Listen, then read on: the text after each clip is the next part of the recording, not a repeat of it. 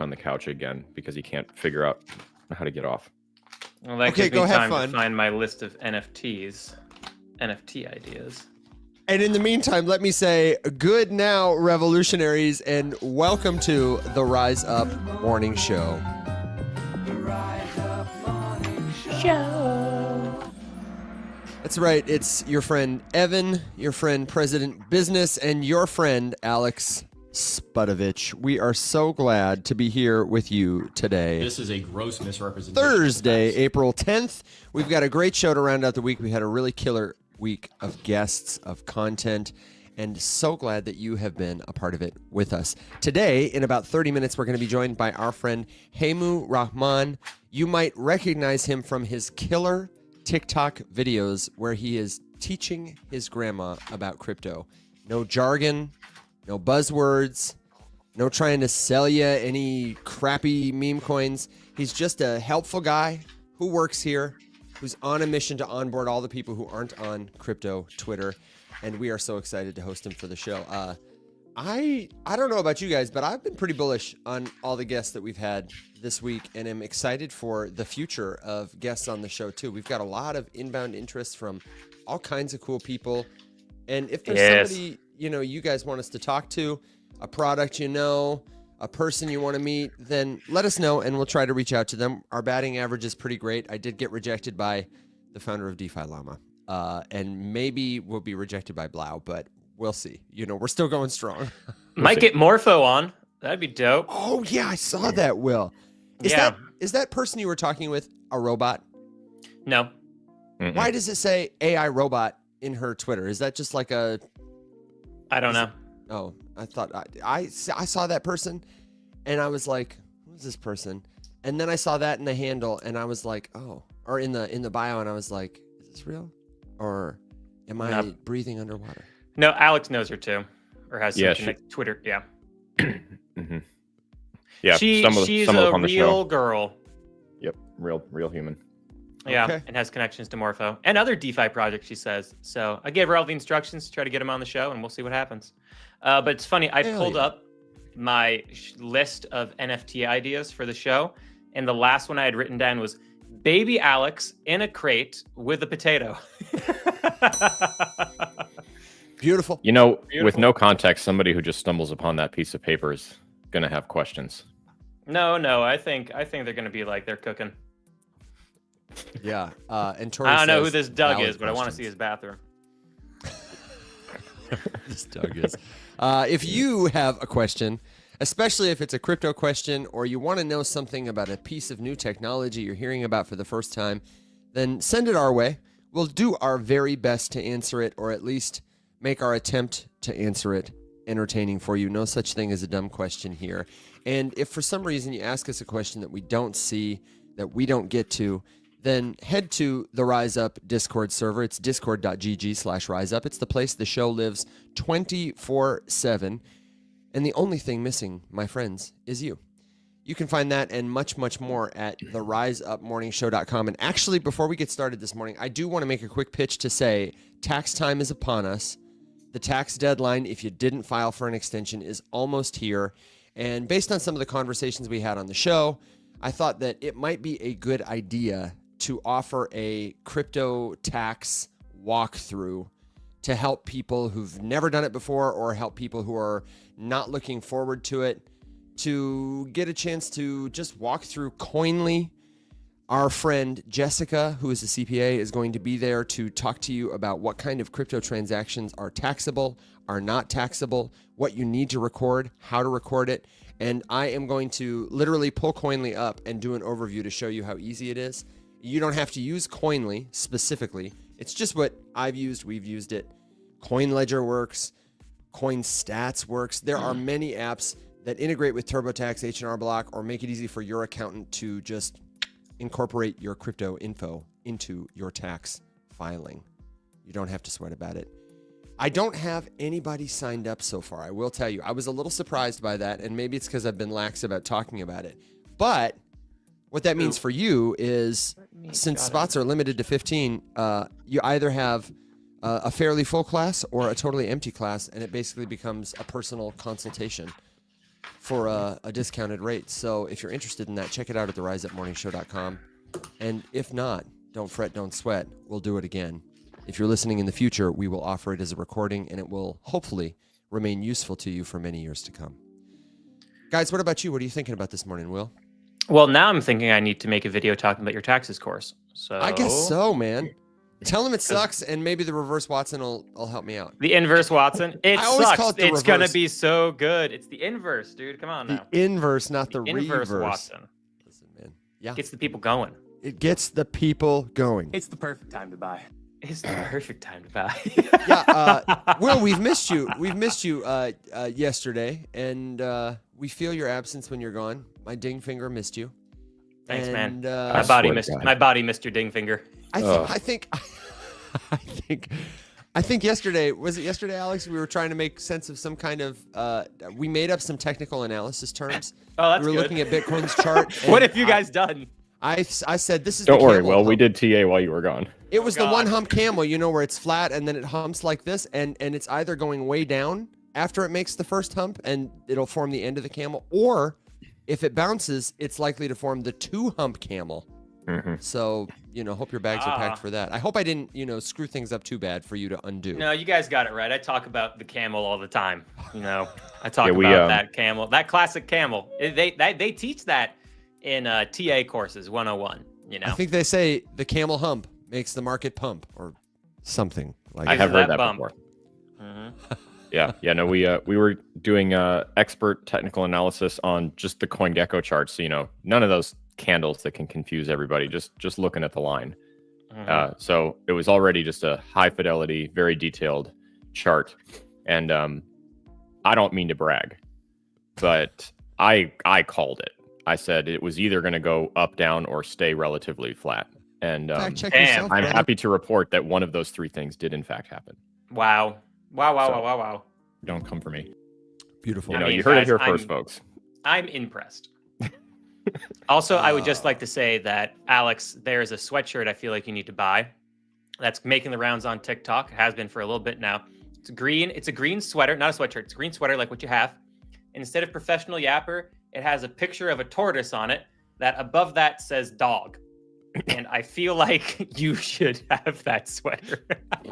Dude, A tortoise with a dog? there have been several that the algorithm has been serving me lately. There was one that was just like update I'm tired, and I was like, you know what, this feels like appropriate for to bring out for certain shows, certainly most shows lately.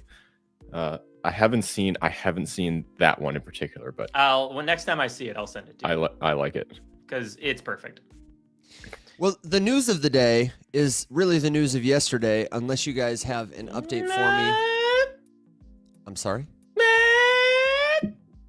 What? We have inflation data coming in today, buddy. Got know we CPI do. inflation. I know silly we do, but guys. it's not in Silly yet. goobers. We got 15 more minutes for CPI. No, but we have the expectation Okay. of what those inflation numbers are going to be. Do you have it pulled up and ready to share? Oh my God, you feel like I'm that unprepared. While he I am gets there, unprepared. let me segue and simply tell you that the news of yesterday, which is still important news today, is that our guy Paul Atkins has officially been confirmed by U.S. Congress as the head of the SEC. Congratulations. timed so well with the 90-day delay we've gotten in tariffs. Yeah, it's almost like they planned it. But It's Cynthia almost. Loomis, she congratulates him. Lots of people are congratulating him in this tweet. If you don't know his resume, just do a quick Google search of the things Paul Atkins has done. He has previously been with the SEC, long history of regulation, and also innovation-friendly regulation. He's got a lot of experience in crypto, in blockchain more broadly, and I can't think of a better person to come in at this moment and assist what the task force is doing with some real leadership. What's so funny? Solemn just goes, he better not hurt Alex. And Better not hurt Alex. this is well, one of the things we talked about last night is that obviously, we are optimistic about Chair Atkins coming in. And I was just reflecting on how I was also excited for the Gensler. professor of the just absolutely killer blockchain and Bitcoin and crypto course taught at MIT all of those years ago, and when I saw that dude was going to come in as the chair of the SEC, it was a good day. And then he spent the next 4 years breaking my heart. Yeah, but Paul Atkins probably isn't. So Paul, I swear to God, I can't take Swear to another God, one. Paul. I can't do it again, Paul. Not this time. Not again. Not like this. Paul, please. Not like this. Papa Paul. No. But We'll see. yeah, we'll see. I mean, like, that's really exciting. I mean, like, it's cool because it's all timed up. Oh, speaking of, it's almost like they planned it. Do you guys see that Marjorie Taylor Greene bought the bottom perfectly? So add her as the tracker next to Nancy Pelosi, and let's get this insider trading at Washington rolling, baby. Oh my gosh. Let's get it Woo! rolling. Yep. Let's get it rolling. Yeah. But yeah, I mean, these next 90 days are cool and interesting. Are the markets fixed? No. Are they better than what they were pricing in? Oh yeah, by leaps and bounds.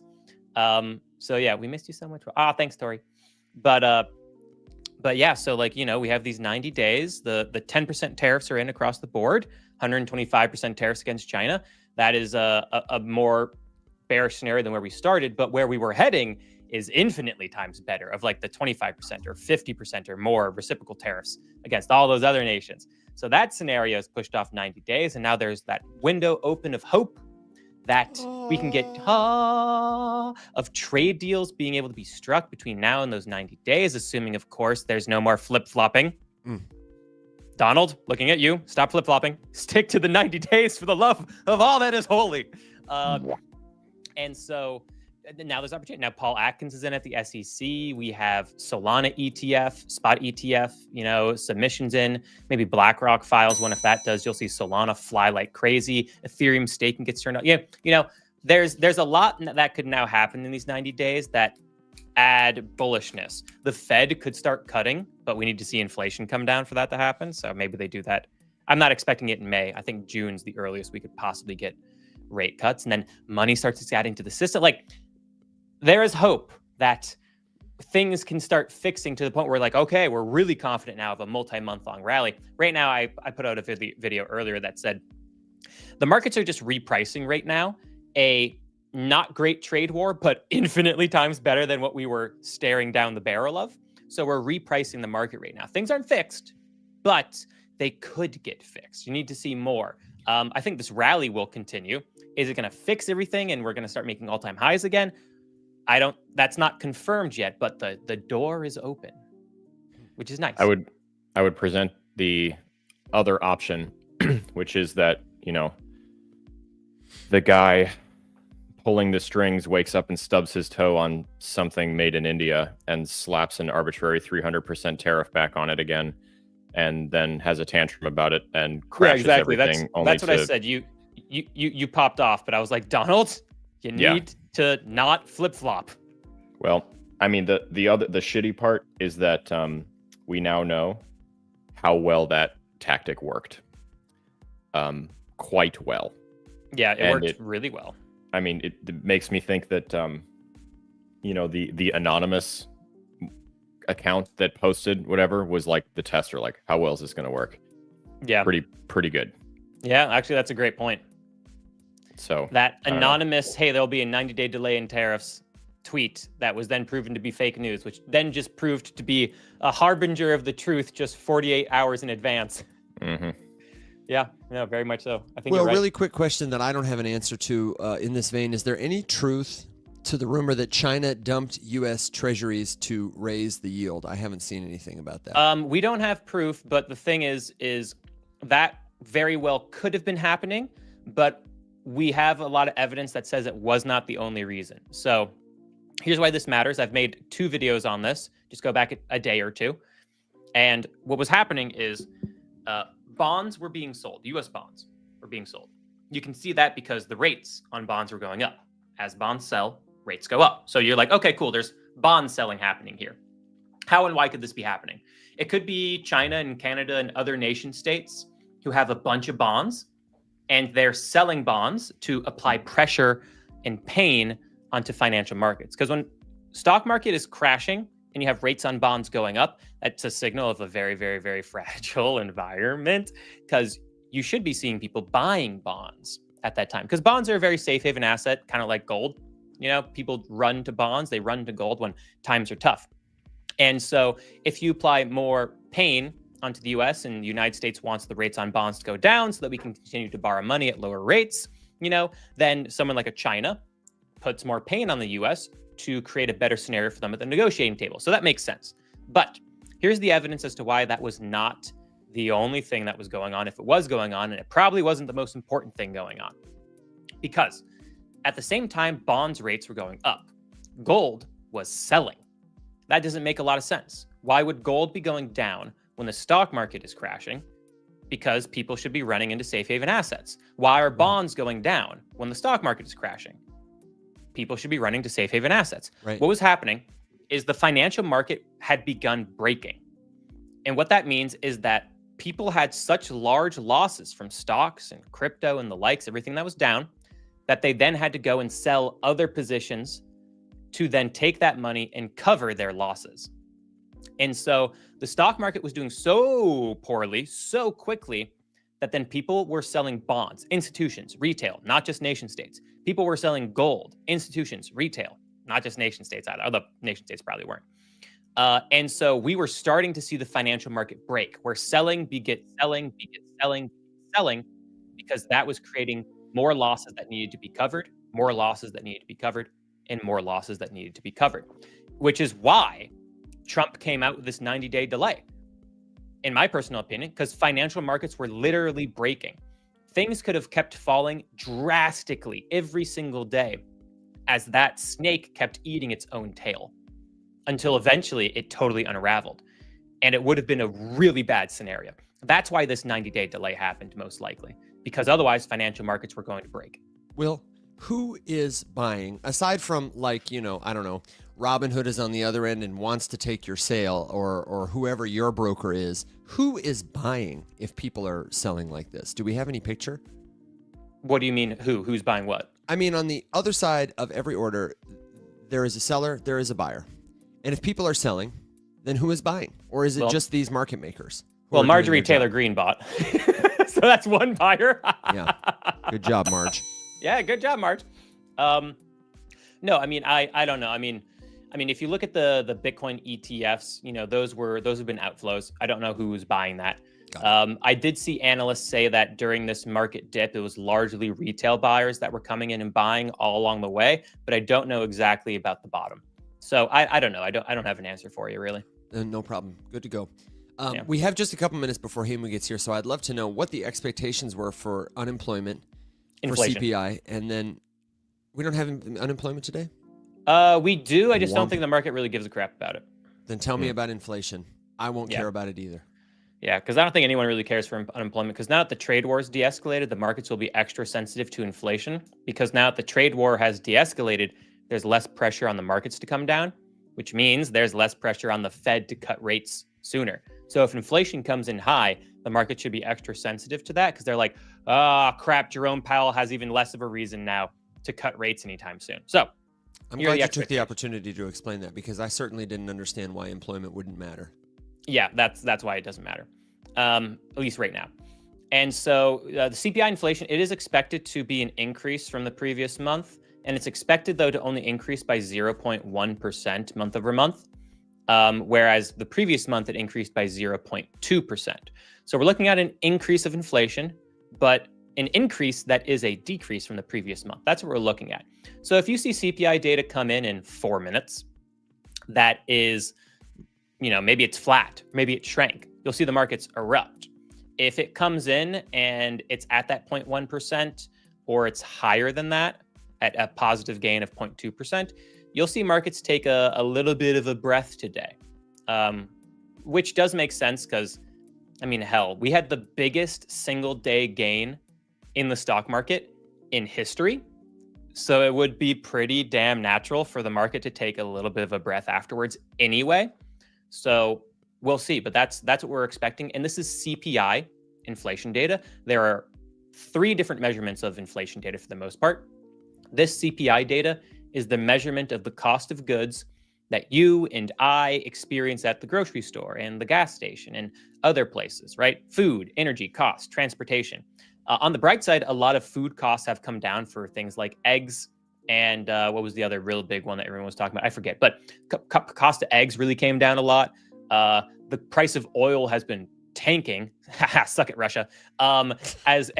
Which makes gasoline cheap, right? So those are good things. So we'll see what kind of inflation data we get. We certainly will. We certainly will see. And we do have a couple of really good questions coming up in the chat. I want to know, have you seen, I don't know that I can get into our email right now while we're on the show. Have you seen our friend Music Man Boris's indicators for, it's a sort of heat map that'll tell you price changes on any kind of asset.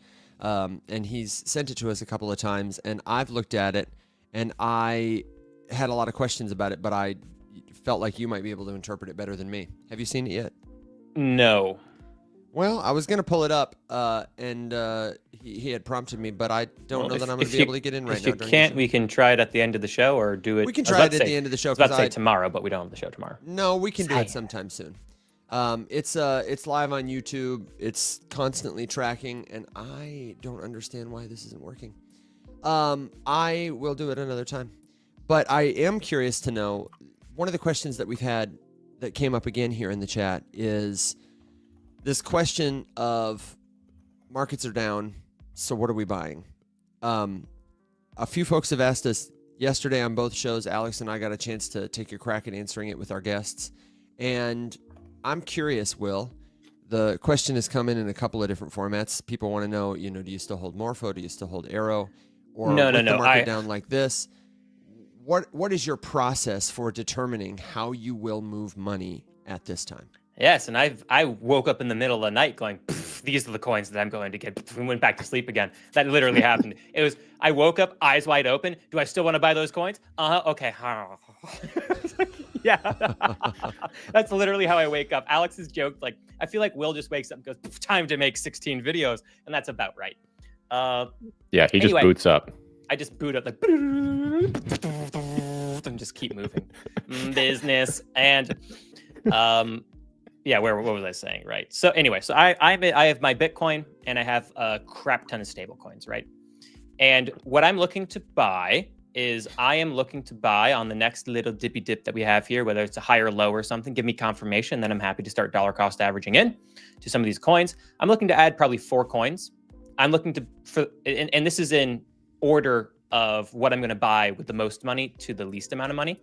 So the most amount of money is going to be just pure old Solana. I'm going to buy a bunch of Solana, and I'm going to take it over to Meridate. I'm going to stake it. I'm going to use the Rise Up referral code to get the highest staking reward in all of crypto. And so I'm going to do that first and foremost. Why? I want to have access to a coin that is being talked about in the digital asset stockpile. And when I take a look, I have my Bitcoin. So when I take a look at Ethereum, Solana's eating Ethereum's market share. Okay, so I like Solana more, even though Ethereum still has a bunch of great things happening for it on chain. And then I take a look at Cardano and XRP. And while they have a lot of hype and great communities, they don't have the on-chain adoption, nor do they have very, very good because of that natural demand for the utility token. So, okay, cool, Solana. So that's the first coin. Second coin, I'm going to buy Ondo. Ondo, because I want exposure to the tokenization of real-world assets. I think it's a great play. Ondo's the leader. It's at a good, solid discount. And the other thing, too, is Ondo is on the list for coins to be voted on to next be added onto Binance. So I'm like, okay, cool. I can go do that. The next coin I'm looking at would be MORPHO, because I still love MORPHO. It is also on that list of potentially being added onto Binance, as well as the next coin is virtuals. I want exposure to the AI agent trend. We were at ETH Denver. Everyone is building AI agents. And it is also on that potential list to be added to the Binance. Really? Interesting. Yeah, to be added onto Binance. That's going to be the smallest one because the chart for it is definitely more dead than the other coins. But I want to be positioned for potential Binance listings in case they happen during this 90-day period. And that's going to be the smallest bag, though. That's going to be the most speculative one for sure. And so what I'm doing is I want Solana. I want to be positioned for Solana ETF hype and for digital asset stockpile hype, and Ondo, MORPHO, virtuals for Binance listing hypes and potentially be able to rotate that money to each other for potential additional listings. But also I want exposure to the real world assets trend. I love MORPHO as a lending protocol. And also all three, or at least MORPHO and Ondo, have great TVL adoption. And then the last thing I'll say, and I'll tie a note on this, tie a little bow on this, is I do want exposure to AI agents, but I don't like investing in a single AI agent play. I'd rather invest in a platform that also has like some natural demand that eats up its native token. That could help. But again, the chart for virtuals looks more dead than the rest. So that is my most speculative play. Will, I do have a quick follow-up question for you. You're getting a lot of questions in the chat.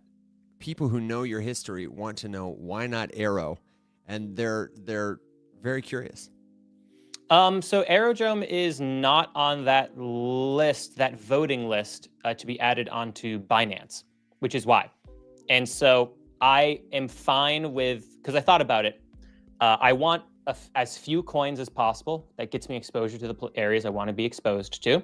MORPHO gets me exposure to growth on base, additional centralized cryptocurrency exchange listings, and also to benefit off of a potential aggressive rubber band rebound for Ethereum, because it's just so beat up. It's so beat up that it would just be natural for it to have a decent recovery. So MORPHO's in that Ethereum ecosystem and could stand to benefit. Aerodrome is as well and could stand to benefit too.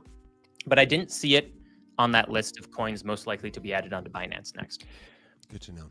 Well, I'm curious if the Binance listing controversy recently, if one, you've seen it, and two, if that impacts your decision at all or your thought process around tokens getting listed there, because generally people are not super stoked about Binance listings these days. I don't know what the controversy is. So there's basically, I mean, it's nothing incredibly specific. There's a lot of, general issues around the methodologies that exchanges use to onboard tokens and how much of the supplies they take and all that sort of stuff. Binance has been in the crosshairs for that kind of thing before. And of course, now there's just questions about really, and to be fair, I think Coinbase is facing some of this too, just really questionable listings. Like how are we going to just let some bullshit, pop into the space and get a listing immediately, and then things that are revenue generating, solid projects and protocols, building users, all that sort of stuff, have to languish for ages before even getting considered for a wish list. If all we cared about was volume, and I don't know. I'm just I personally find myself being over exchange listings in general.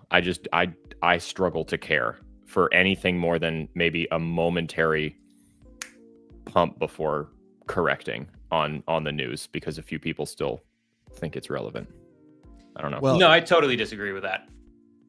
Unequivocally, I couldn't disagree more. I think we should bring Hemu up here, because I think he has probably some more unique insights into this topic specifically. That sounds good. I will do it. My friends, especially since I feel like we're going to disagree.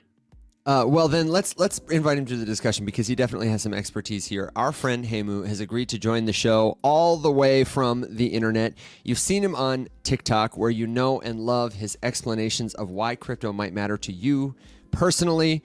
If you're not familiar with the rest of his work, he is helping to build Polaris, and he is head of product at Osmosis Exchange. Appearing for the first time, Hemu Rahman, welcome to the Rise Up Morning Show. Thank you so much for being here. How are you, brother?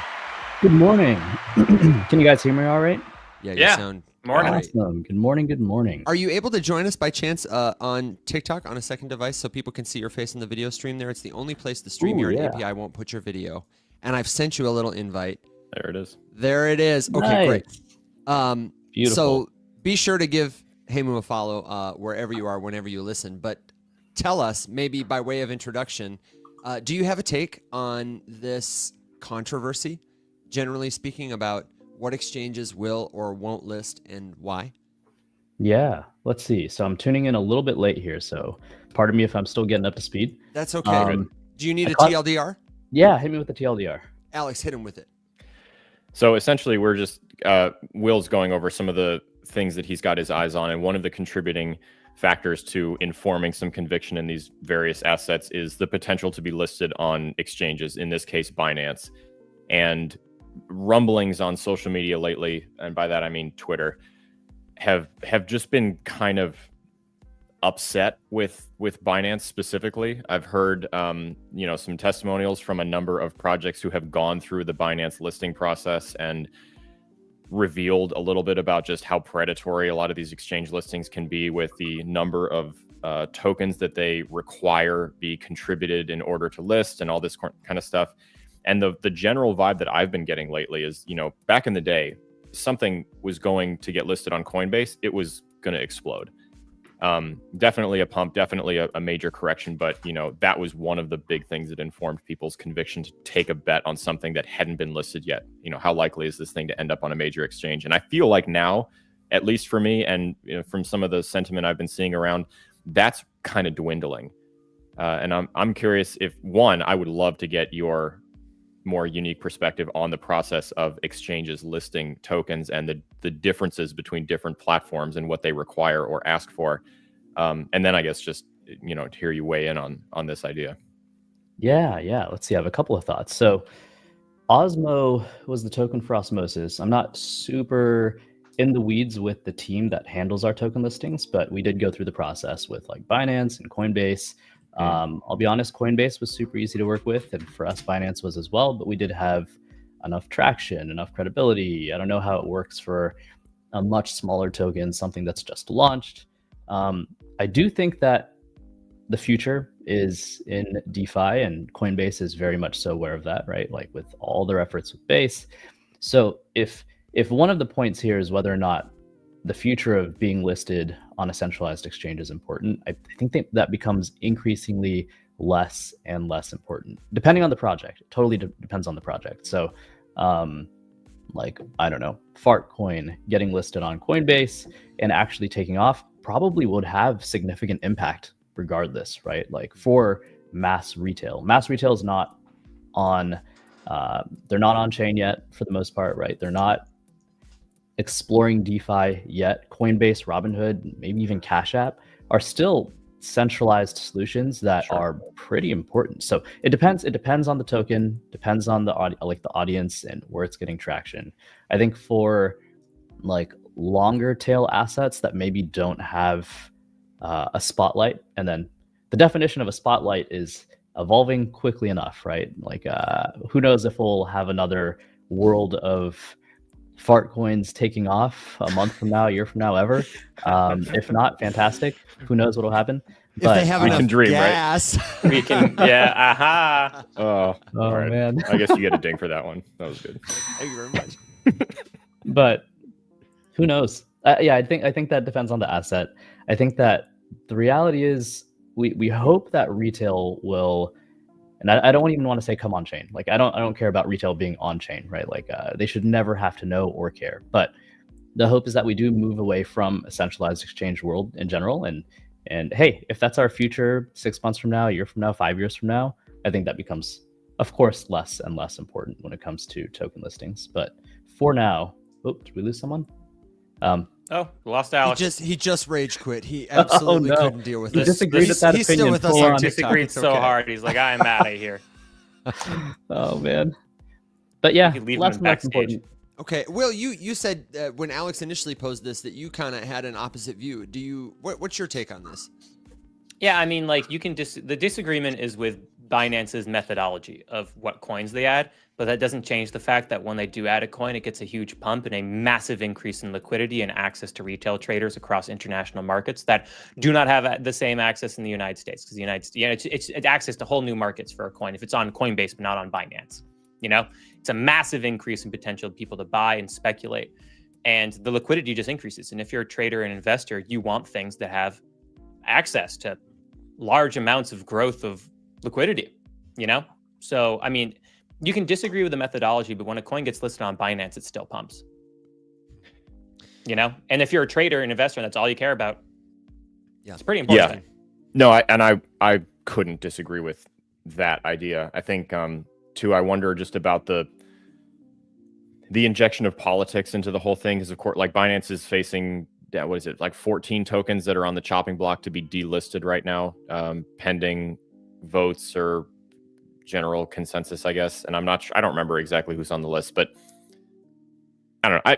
You're right. I'm annoyed that we can't disagree a little bit. I thought we were getting close there, but No. I think it's a little bit of wishful thinking. I agree with Hemu that, right now, generally people are not trading off the major exchanges, although I think that there is a stronger and stronger desire to do that. It's certainly a lot easier to do that than it used to be. I mean, I remember, you know, when we were getting started, it was a daunting task to like throw some shit in a hot wallet and get off, you know, onto a DEX, and you pretty much only had Uniswap and you pretty much only had ETH, and you knew that you were hopefully not going to screw this up because gas was $50 and you know, you really didn't want to deal with it. But I don't know. I just I'm not a big, I don't know. It just, I'm getting a little bit tired of the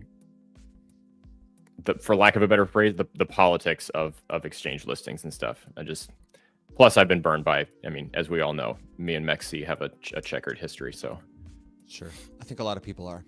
Yep. I actually want to go back before we keep moving this conversation forward to say, Hemu, we didn't give you a proper true moment to introduce yourself. And you came in at a time when we were kind of deep in a conversation, but our show is for people around the globe at all levels of experience, all ages, some who are skeptical or curious about crypto, and some who are building on chain like we are.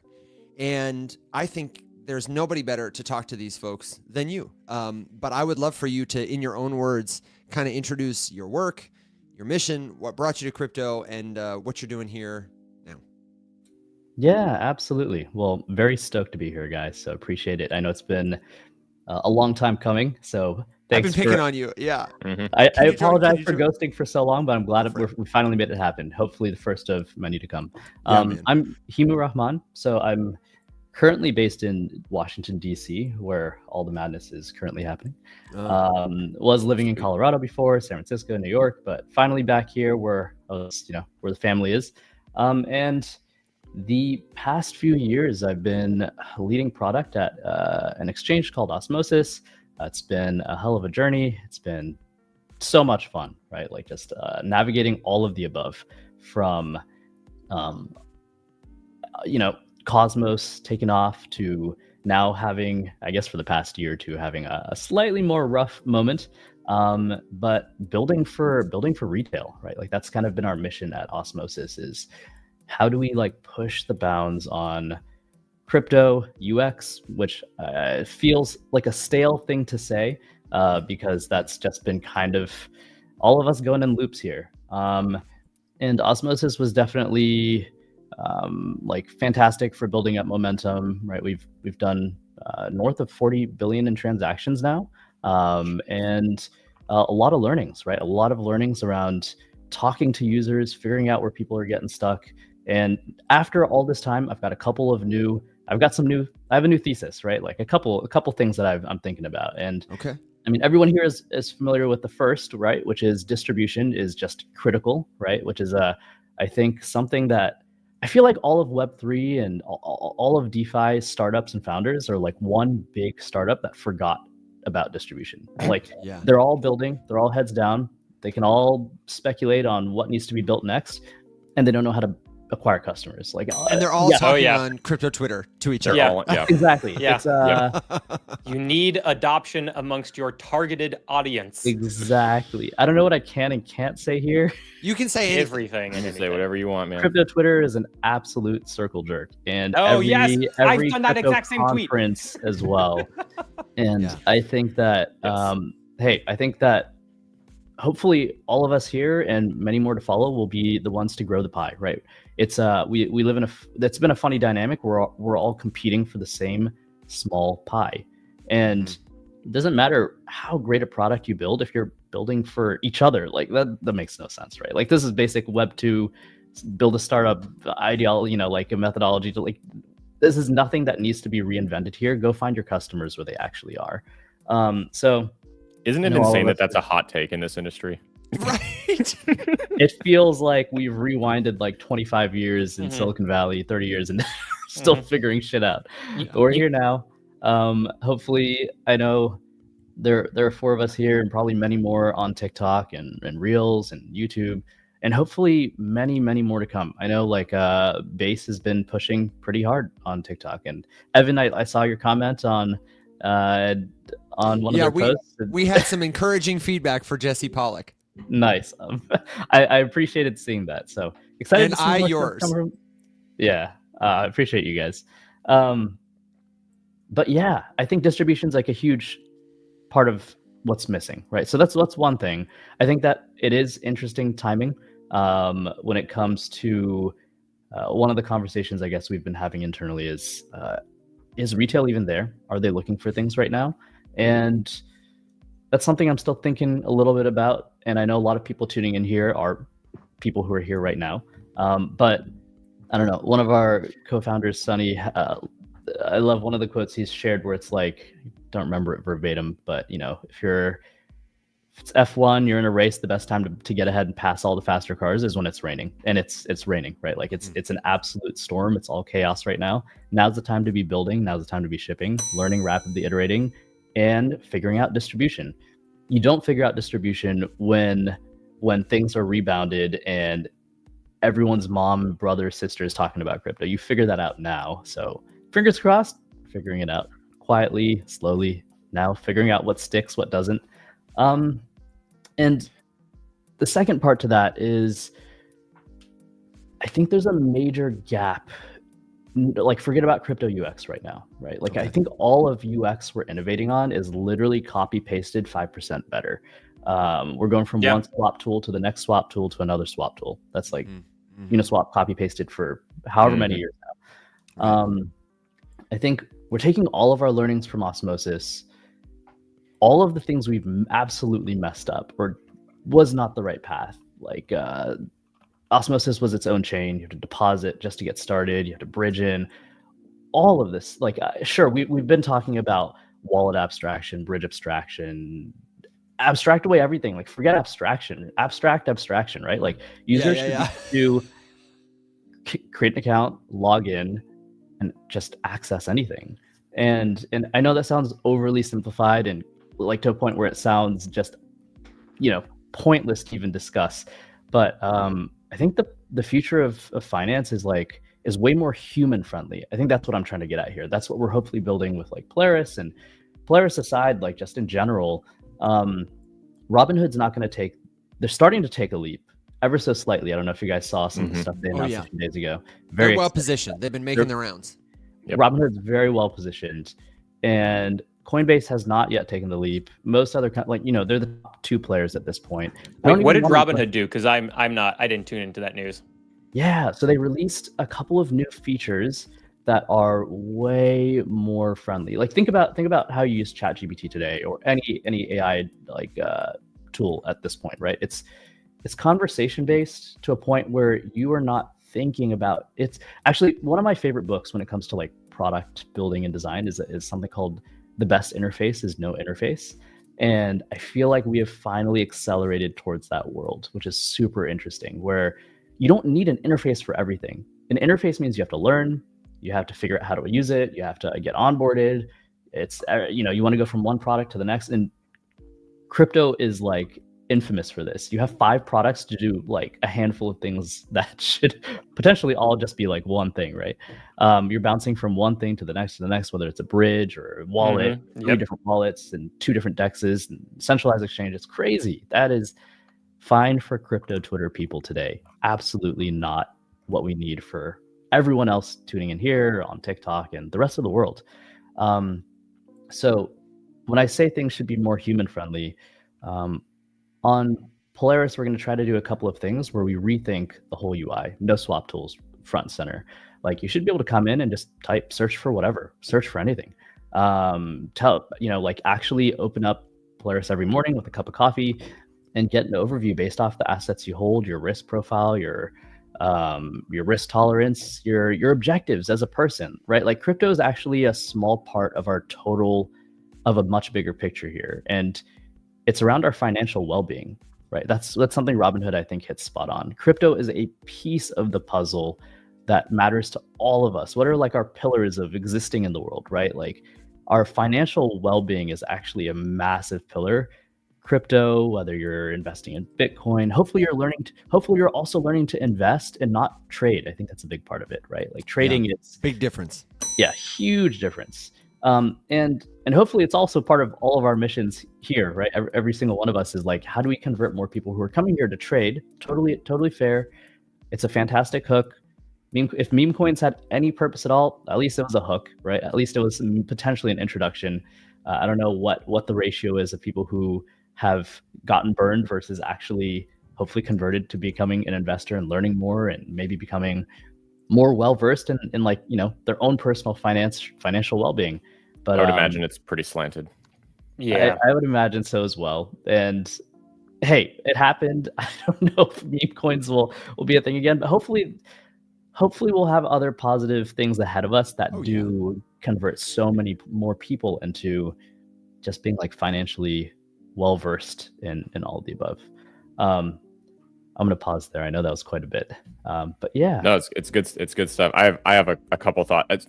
Most recently, on that very last point, I've been wondering the same thing about the state of memes, and kind of like we talked about last night. With they started off as this like kind of fun, innocent, stupid way to to steal Gary Vee's phrase, day trade attention, and and monetize internet hype and culture, which was honestly sort of a cool concept at the time. And just for the record, Dogecoin and I'm taking us back years here. I'm not talking about the last year or the last big cycle.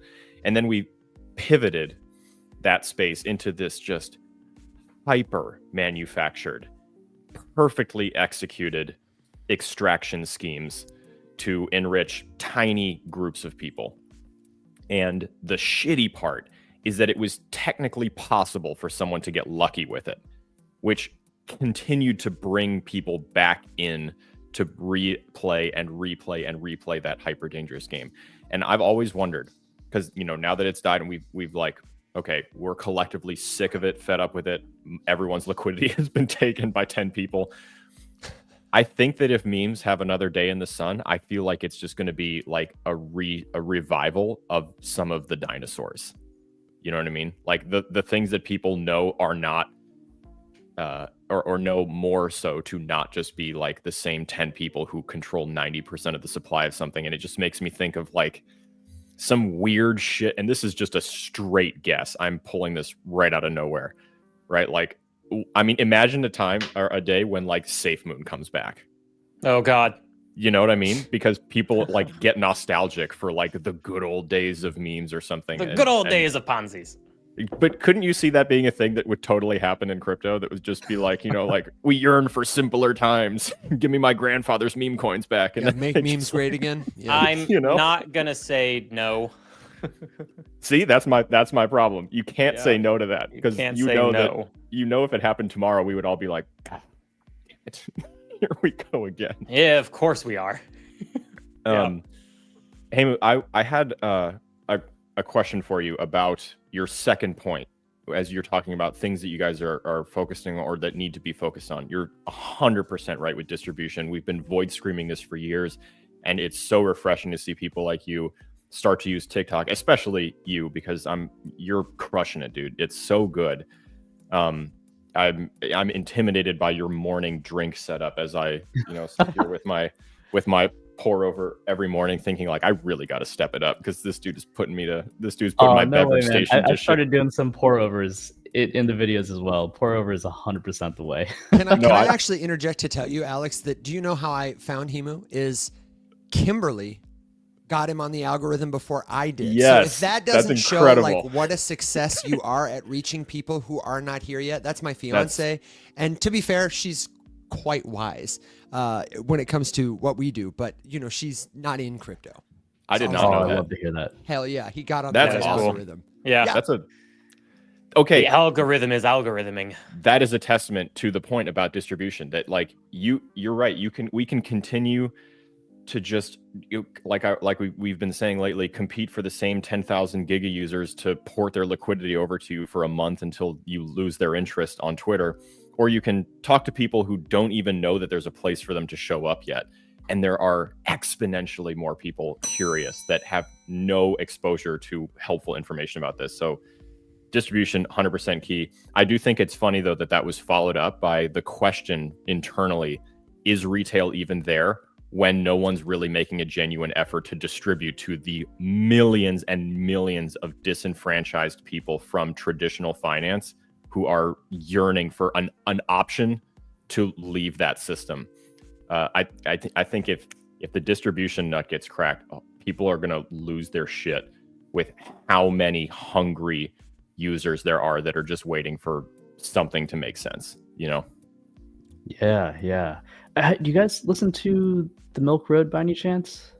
I have listened to them occasion. once before. I haven't come back. Is it a good source? It's fantastic. I am a huge fan of their work. But they had the CEO of Robinhood on a couple days ago talking about what's next for the company. Okay. And interestingly, something for us to be mindful of. I don't see us as competing with like Uniswap or Jupiter or anyone. I want us to be competing with the Robinhood or Coinbase one day. But Robinhood is 100% on that mission, right? Like they've kind of done a lot of the above for the US user base, and now it's just regulation, right? For them, the biggest bottleneck is just regulation and the ability to then expand to the rest of the world. And I think this is where I'm like a little less well versed, and I wanna start closing this gap. But a lot of what we focus on is also like US based, right? Like it's a little more straightforward. Our audience is here, somewhat onboarded into Coinbase and Robinhood and Cash App and the likes. But there's so much more that I feel like things will accelerate so much further when we start thinking about building for everyone else as well. And I don't have anything concrete to add to that thought, but it's something I've been thinking more about, because we do have a lot of, I think like some of the first insights that I got around that were like some of our users on Osmosis who we would catch up on calls with were like, I'll hit you with two interesting examples.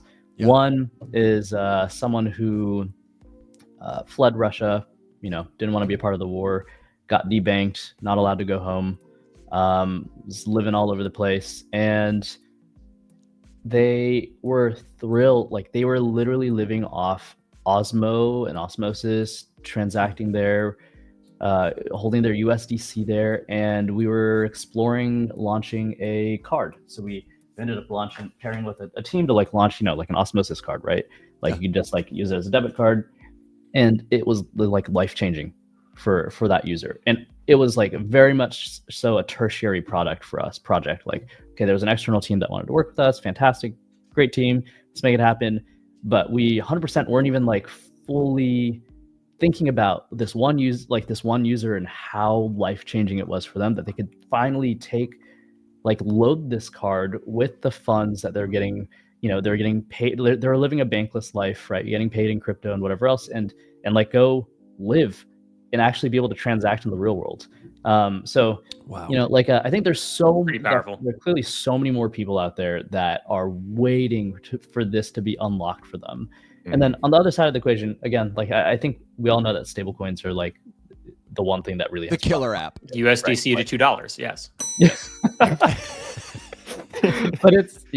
stablecoins are huge. It's like it's not like a hot, sexy, wonderful topic for us to be screaming about, or anyone in the comments or on TikTok is not thrilled about stablecoins, but it's probably the one life-changing thing that's being that exists today and is being used for everything from cross-border payments to I remember like a handful of our users were also like I was really shocked one day to look at Amplitude and realize like a ton of our users were in Turkey, and we realized that a lot of people in Istanbul, like all the places that have unstable currencies, Argentina, Turkey, 200% inflation, whatever the heck it's going to be in the US now, but like inflation's wild in a lot of places, and it is also life-changing for people to be able to like convert out of their local currencies into crypto and continue living their life. It's just, again, your financial well-being isn't just what you invest in. We're lucky. For us, it's what we invest in. And for a lot of the world, it's literally just your survival, right? Like your ability to not have half of your hard-earned savings disappear year after year because your government's doing. And it's funny you mentioned that. Over on Instagram, Turkey is the second biggest demographic of like geographical location of my audience over on Instagram. Whoa. Wow. Yeah. It's by like a wide margin too. It's like United States like 30%, Turkey like 22%. Like it's kind of nuts. Yeah. I had that. I mean, it's really only in the US right now that the stablecoin thing is not quite as sexy as it is everywhere else. I had one video that netted me about, I don't know, 25,000 followers off of it. And probably 22 of those 25 were from Africa, a number of different countries, mostly Ghana, Kenya, and Nigeria. And all the questions were about getting stablecoins because of an opportunity to hold a currency that was significantly more stable than what they had access to. And most importantly, one that could not be taken from them because it had to filter through, layers of government or, whatever governing body that could get their fingers into stuff. It's one of those things that causes all sorts of problems. A lot of like the charity and aid money that flows into certain parts of the regions gets siphoned out of. Tokenizing all of that stuff makes so much more sense. Cut out corrupt middle people and get it directly to where it needs to go. I mean, that honestly, part of my impetus behind USDC to $2 is I truly believe that the tokenized version of the dollar is worth at least twice as much as a non-tokenized version of it. So it's silly and stupid, but like I'm being dead ass. Yeah, you're coming in on an inside joke. One day on the show, Alex said that, and we just latched on. I don't remember we were just talking about why stablecoins rock, and he was like USDC to $2, and we instantly stablecoins are all cool, like, man. We got to put it on a T-shirt. Yeah, I've got to put that on some merch. It's the coolest. Stablecoins are one of the coolest things in the space, 100%. Yeah, and they're about to get a big boost, I think, from not just institutions who are going to start. I think I'm waiting for Robinhood has back. What is it? USDG. But our government, more governments. The U.S. government. We talk about this a lot. Has a vested interest in getting dollars in the hands of more people, and people around the world have a need for dollars. But there's not a good bank down the street, or they don't have a credit score. And now, thanks to the internet, they can get U.S. dollars, highly liquid, highly quickly, and in a stable of their choice. They have options, and we'll probably have many more. And don't forget about that stablecoin bill too. Exactly. That and just expanding the things that can be stabled or tokenized. Because we marry RWA pretty hard with this narrative too. Like if you think about stablecoins, I think most people probably just think I've seen a few comments USDC, USDT. Don't forget about DAI. DAI is super interesting, and it's an example of algorithmic stablecoins working, which is great because they definitely could use a confidence boost. At least, there's a lot of us who remember. They still worry me. Yeah, they still, even though I know DAI has been doing great, they still just worry me because of Terra. But just the other examples of something that can be. I mean, how long has PaxG been around and crushing and doing just fine, right? Like pretty years, as long as I've been here. So these things can be pegged to the value of all sorts of stuff. Obviously, there are other fiat currency stable coins, but you've got Pax, pegged to the cost or the value of an ounce of gold. I'm sure that there will be continued, especially as RWA grows. Will, that was one of those points about Ondo earlier with being on your list. I don't know if you've noticed, but BITL's TVL has increased by over 240% in the last 30 days. Yeah, it's nuts.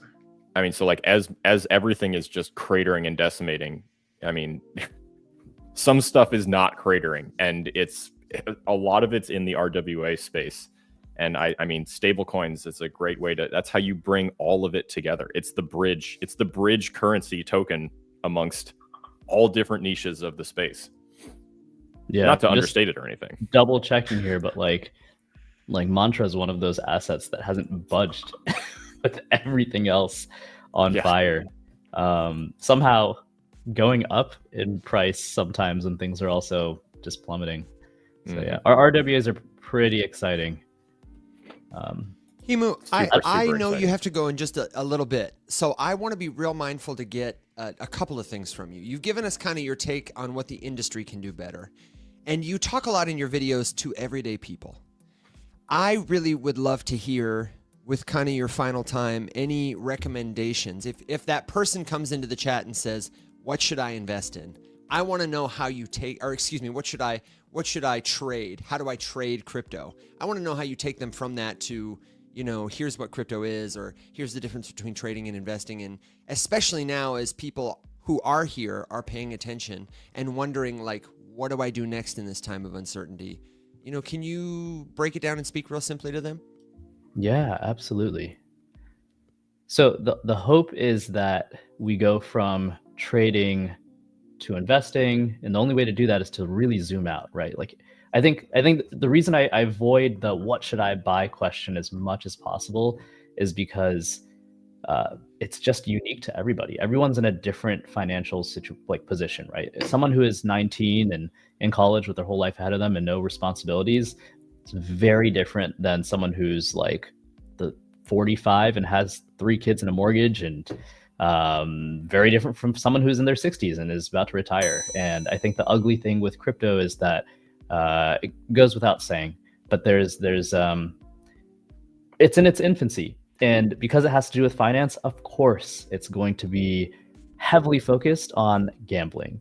How do I take $100 and walk away with $1 million tomorrow? That is the entire premise, the branding, the tagline, the headline of crypto. And if someone is coming to the space and is interested in crypto, the first thing to do is to hopefully zoom out, reset those expectations, get them to think about crypto as part of their entire financial journey, right? Like the reality is also in this moment that crypto is not really investable. I can't believe I'm saying that. Like I know that everyone on TikTok is not here for that. Well, there's a video posted at the top of my TikTok that says cryptos are terrible long-term investments. Oh, I love it. Thank goodness. Thank goodness. Thank goodness. I really, yeah. I mean, like, I appreciate that being there pinned to the top of your profile because it's like, it's critical, right? I think that drill down into that for us. Why? What has crypto been? What is the foundation today? It's like, for the most part, all speculation. We can say whatever we want about utility coins, utility this, that.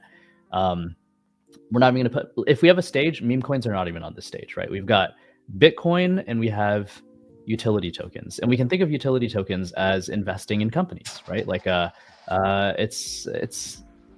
it's amazing. I guess meme coins tried to solve that, and we don't need to go into that right now. And I know a lot of you have already done that independently, but Silicon Valley is clearly where the greatest investments have happened in at least the past maybe few decades, right? Like look at the S&P 500. What have you invested in that has actually done well? Tech stocks for the most part. And we're looking at a lot of utility coins, which is your Ethereum, your Solana, whatever else. Like maybe those aren't utility coins exactly, but they're altcoins, if you will, that are tied to just tech companies, right? That is really what it is. Osmosis was a tech company, or is a tech company. Like Uniswap, Uni is a tech company.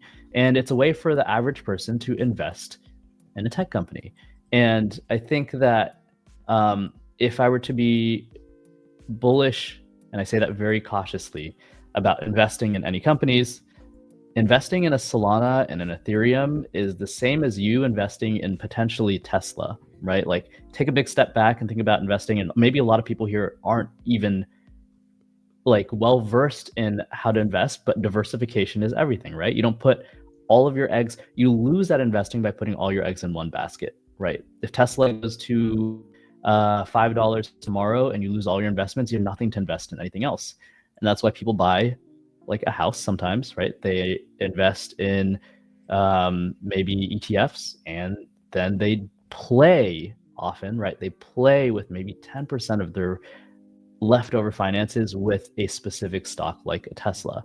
And the way we're treating crypto is you're all in on Tesla, right? You're all in on Solana or Ethereum. I'm calling out the big ones. I'm not even talking about anything that's not in the top 5 in this moment, or top 3 or Harry 7. Potter, right? Sonic, Obama, Inu.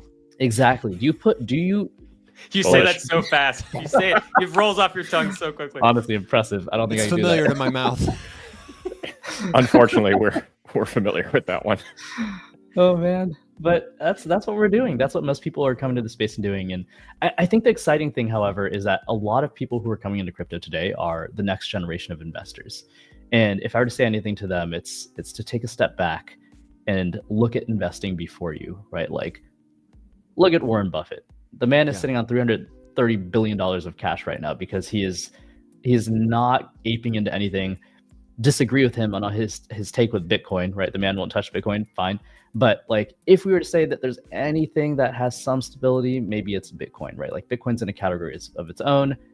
The rest of crypto is just a bit of a gamble, and not all of it, right? Like some of it is more like high risk, but you don't make that your entire investing thesis. That's just tried and true. You're not gonna, if you're new to the space, if you're new to crypto, you're not going to do better than the many investors before you.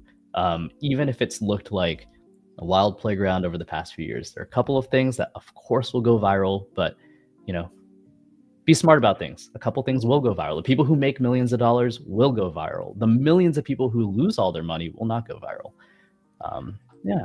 I mean, you're spot on with the idea of diversification. And I mean, and it's worth highlighting too, the very specific difference between this type of investing that we're doing in the crypto space compared to what you would be investing in if you were just deciding, how to allocate your Roth IRA or your 401k to, high, medium, or light risk piles or something like that, right? Because there are different classifications of your methods of investing. And if you want to talk about the risk of going all in one place, the one place you would not want to do that, and nobody would. I mean, watch Shark Tank as a great example of kind of, like generalized venture investing, but crypto is venture investing. Which is, if you wanted to learn about the specific types of investing that exist and how to get involved most safely in all of them, venture style implies that we are looking at future-looking, highly speculative, pre-product, pre-revenue, in most cases, startup companies in the fintech space, in a new and burgeoning industry on the bleeding edge of new tech. I mean, how many more high-risk buzzwords can I put into one descriptor? Right? You have the standard startup rate of failure at 90%. Now let's kick that up to 11 out of 10. Turn it up with 101 leverage. leverage. Pick those numbers up, baby. Yeah. You can genuinely say 11 out of 10 in crypto because so many people start launching more than one token from the same entity, that are also going to fail. We're probably at like 20 out of 10. So, I mean, it's not to say that there's not opportunity, because there is some of the craziest that you're probably ever going to experience. But holy shit, does it come with a risk profile that most people have never tangled with before? I love that VC analogy. Like if anyone in the audience is unfamiliar with how venture capitalists operate, they clearly have made some of the biggest returns, right? As investors, Definitely. If you had invested in Facebook or like Uber or Airbnb, any of these companies early on, of course you'd want to do that versus your maybe your mom and pop shop down the street, right? Like or someone building a whatever the heck anywhere, right? And how do VCs work?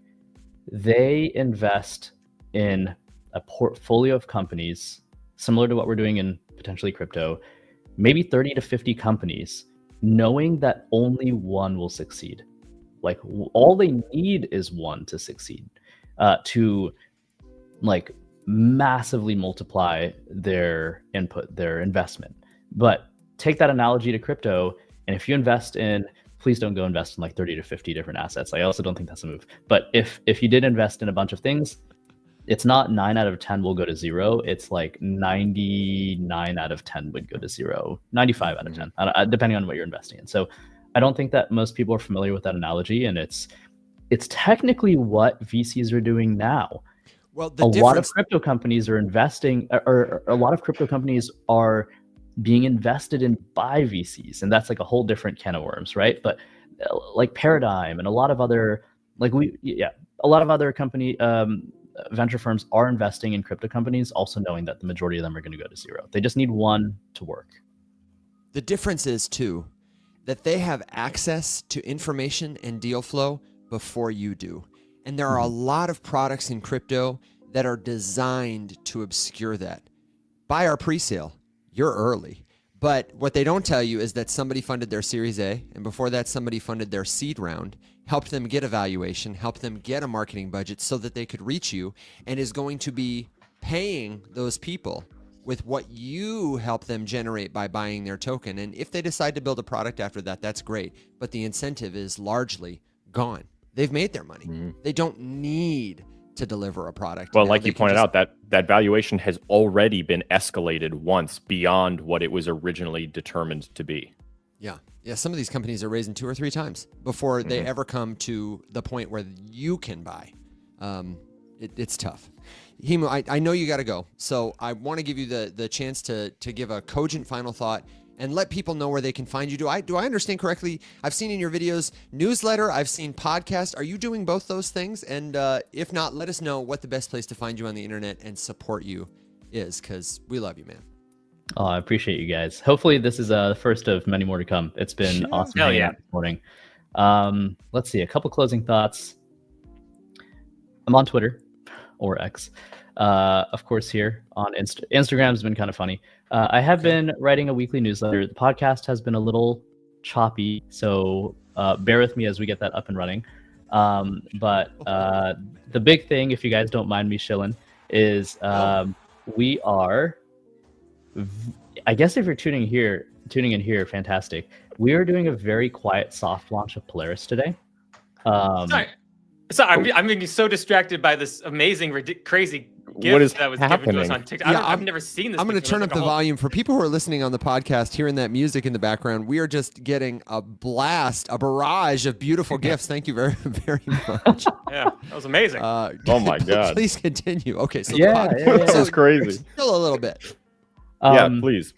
Whoops. Okay, I'll rewind a second. So if you're tuning in, we're doing a very, very quiet soft launch of Polaris today. So if you don't mind me shilling for a moment. But I don't know if you guys are familiar with Babylon. Babylon just launched, so the baby token is live. Pretend that we're not familiar with it, if you have time, and tell us like we've never heard of it before. Yeah. So I won't dive into Babylon per se, and if you are going to go invest in anything, only do it with literally everything we talked about as like some context for how you should approach things. But I believe, I hope I'm not like front running things here. I believe the baby token is live. But if it's not, you heard it here first, folks. You heard it here first. Exclusive breaking news. Getting in trouble here. But it is live. I just double checked.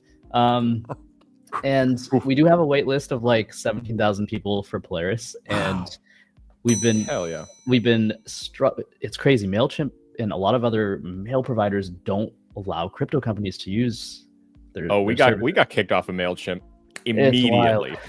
Well, not to piss off the 17,000 people on the wait list, I think we released to about 500 to 1,000. But and if for today and tomorrow, we're doing like a very soft launch where we're not super public about things. But if anyone did stumble into Polaris.app, you would be able to access it without sitting on the wait list.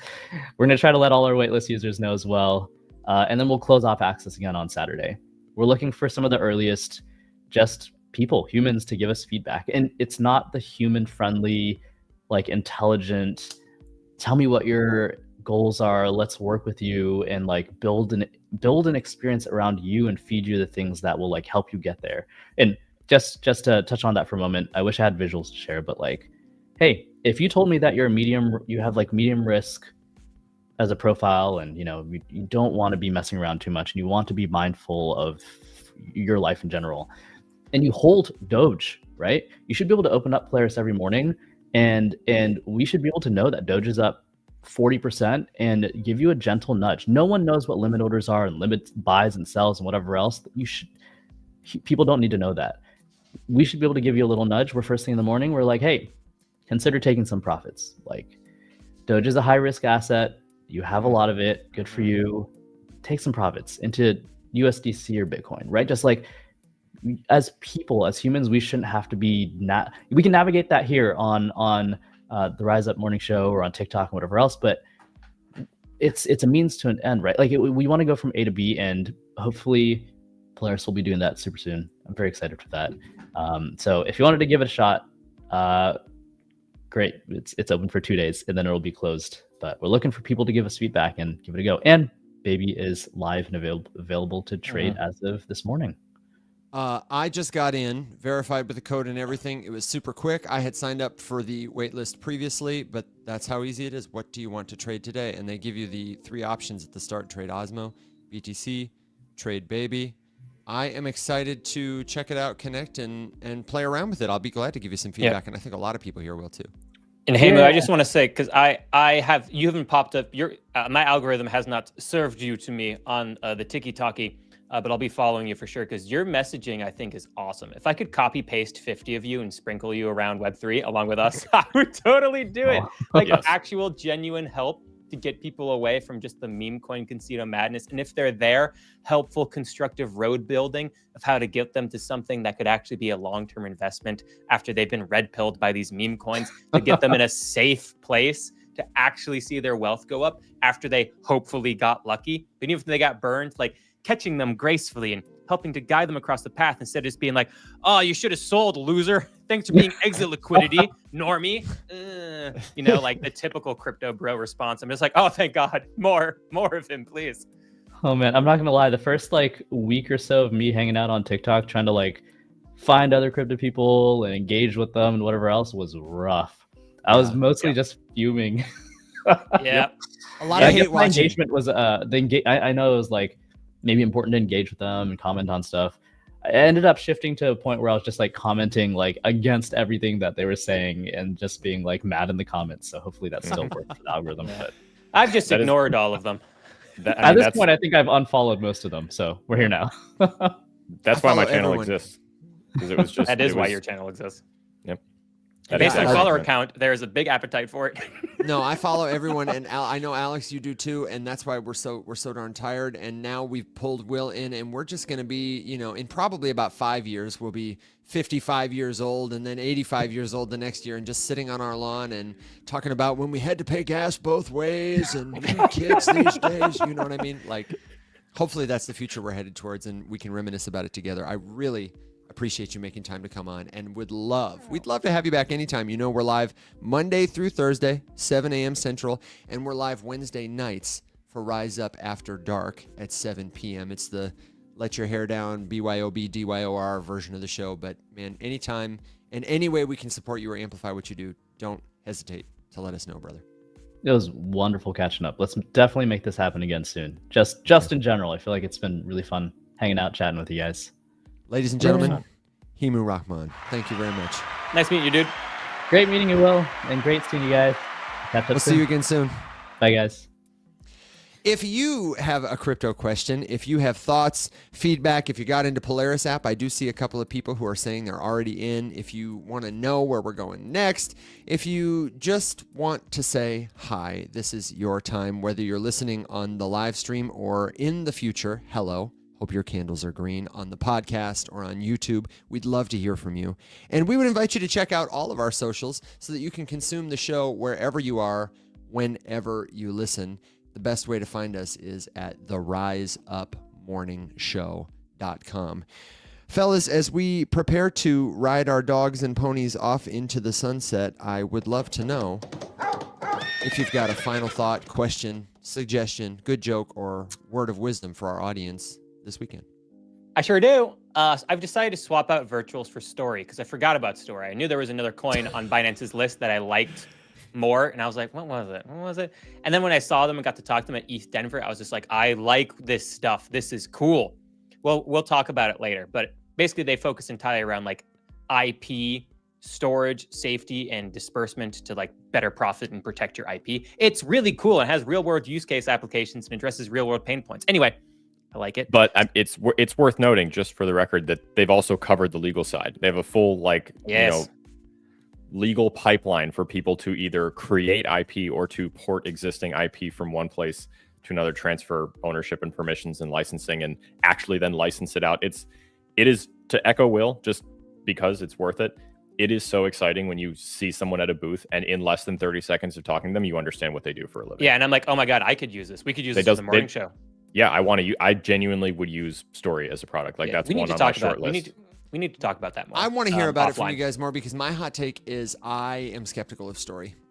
Big check That's from fine. A16Z. I like the mission, and I'm super on board with like IP and using the chain to like protect and preserve and perpetuate ideas. You know, that's like I love it, but I'm skeptical. I from what I know, I don't know that it has the product market fit that I would expect. Well, how about we make that a segment on We Monday's should. show? We do Yeah. a little Okay. bit of research over the Let's do it. weekend and come back together and have a little bit of a debate. I would like that. I think for that'd be everybody fun. asking, Is it too It's a late to date. get in? Yeah, is now a good time to buy? just wait till Monday. That was so good. But anyway, so I'm very interested in that. And then the other thing I'll say is we got CPI inflation about an hour ago, and it beat expectations. So let me read that off for everybody real quick. Like it's good. So March CPI inflation falls to 2.4%, below expectations of 2.5%. This is good. Core CPI inflation, which is the measurement of CPI inflation minus food and energy, so some of the two more volatile assets. The Fed, Jerome Powell, pays attention to core CPI, core inflation. This fell to 2.8%, below expectations of 3%. That's a big win. That's a big win. This is the second straight monthly decline in headline and core CPI inflation. So this is now getting us closer to Jerome Powell potentially being able to entertain interest rate cuts. I think May's still a little too early. 2.8% is higher than their 2% target. But once June comes around, you know, maybe we get down to like 2.4% or something, you know? Who's to say? But the inflation data came in good, which the markets very much so wanted to see. But still, again, don't be surprised if the stock market opens up today a little red because we had the biggest green candle in a day in history. It would make sense for there to be a little bit of a breath. We'll see. But anyway, it's all good. It's the past 24 hours from a macro standpoint has been such a wild ride. Dude, I don't know. I don't know that we need this kind of excitement anytime soon. No, I'm good without it. I'm good without it. It's just nonsense. Like there's no way to discern patterns because an errant synapse fires in one guy's head and gets barfed onto the internet and the market moves 10% in one direction. It's fucking insane. Yeah. Anyway. Well, we appreciate having you to make the complex clear. And hopefully the tariffs don't throw us off course. Alex, my friend, do you have a final thought as we ride our dogs and ponies into the sunset for this weekend? You know, Evan, you've asked me for final thoughts. I don't know how many hundreds of times. And I think about 5 out of all of those have I like had it prepped before you said something. No, but you Even typically though- have a question. Yeah, I can usually count on you to say, I actually found a question. Yeah. If Hemu was still here, I would definitely ask him something. But I think just I'm not one good thing enough, Alex. Will's not good enough to ask a question. Come on, man. no. I ask you guys questions all the time. I don't know. I enjoy the way that this week went on the show. It was like the most chaotic week market wise. And just because of the conversations we've been having and the guests that I knew we had and the research that I was doing to make sure I was like prepped to talk to Bread and Hemu and all of these people who we were fortunate enough to be joined by, I never really looked at charts. And that graduation to the point where I can know that shit's crazy and I'm sure that markets are being impacted, but having gotten to the point where the things in my portfolio, whether they're, you know, largely stable or just my long-term conviction holds, I'm just not worried about, is a level of zen being a crypto investor that I hope everyone gets to walk to. And so I'm just very motivated to keep pushing that out there. The message that came across yesterday when I posted my frustration video, some people, you know, took that to mean that I was like done, and I'm like, oh no, I'm like doubling or tripling down. I just didn't want that. Didn't want that. Yeah, sorry. Farewell. This is signing off. No, I'm more like motivated than ever to push. It's more important than ever to help clean this shit up because, like I said, the voices talking about it are here for the wrong reasons and saying the wrong things, and it's really frustrating. But it was a great week. I'm grateful for everyone who hung out, and I'm already looking forward to Monday. Heck yeah. I am going to use my final thought to say one more time, if you are feeling stressed about the tax deadline, don't be, because check this out. If you go over to the riseupmorningshow.com, do a little dance, make a little love, get down tonight. Get down tonight. You click the little menu expander, you head on over to courses and digital downloads, then you can find the Take the Stress Out of Crypto Taxes Made Easy Coinly tutorial. You can sign up for one of 15 slots. And if you want a discount, it's a live seminar with our CPA friend Jessica and myself. We're going to go over what is taxable, what is not, how to work through Coinly, how to file your taxes. It's super simple. You can do it. If you want a discount to that, my recommendation for you would be two things, because we got plans. The first is you can sign up for a free membership trial at theriseupmorningshow.com. You can get big time discounts on not just this, but everything, and a bunch more stuff for free. I would love for you to try it. And even if you don't like it, even if you cancel it after 7 days, that's okay. We want you to get involved with the community. And that's the good news, is if you don't want to sign up for the membership, you can still get the class. We'll put it out as a recording afterwards. You can watch it all the way through the tax extension, and you don't have to spend a dime to join the Rise Up Discord server. It's totally free, a global community with learners at all levels of experience. The only thing missing is you. And I would tell you another reason to sign up for the premium trial is because every Friday, for people who miss their daily dose of Rise Up, we get together in the voice chat for office hours. I hang out with our members. We back and forth get to know each other, ask their crypto questions, and I do my best to answer them. And a lot of the people there are, frankly, smarter than me. So if you enjoy this kind of thing and would like to try a little bit of group coaching, then that's the place to do it. The premium membership trial is easy to sign up for, easy to cancel. As I say, all that's missing is you. Alex, can we expect Arlo to make an appearance at office hours? For people on the podcast who can't see, Alex has just picked up Arlo for the third time in as many weeks. And Arlo the dog has grown from being a puppy you can hold in your palms to quite the pooch. Alex has got him in both arms. He's resting his head on your shoulder. He's almost as big as you, dude. Yeah, he's gone from being a grub to a large bad dog. A large bad dog. And he's currently harassing others. That's why I was just handed him, because he's actively being bad. I don't know how to sell this thing. He needs to be restrained. Needs to be sold. And as I'm standing here holding him, I'm getting a faint whiff that he might have stepped in something, which is really exciting. Yeah, but he looks really pleased to just be giving you a big hug. He's upset. He's upset right now.